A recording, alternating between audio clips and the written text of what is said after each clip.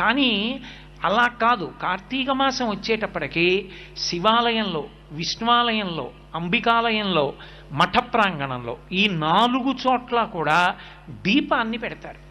మీకు 12 నెలలు ఉన్నప్పటికీ కూడా 12 నెలలలో ఏ నెలలో పెట్టే దీపానికి కూడా ఆ నెలతో దీపం పేరు లేదు.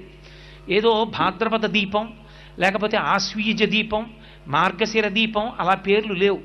ఒక్క కార్తీక మాసంలో పెట్టేటటువంటి దీపానికి మాత్రమే కార్తీక దీపము అని పేరు. ఏమి ఆ నెలలో పెట్టిన దీపానికి అంత పేరు ఎందుకు రావాలి?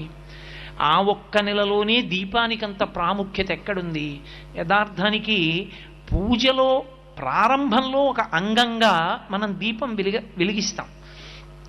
కానీ కేరళ రాష్ట్రంలో ఇప్పటికీ ఒక అలవాటు ఉంది. దీపం ఒక్కదాన్ని వెలిగించి దాని మీదకి అన్నపూర్ణని ఆవాహన చేసి పూజ చేస్తారు అక్కడ.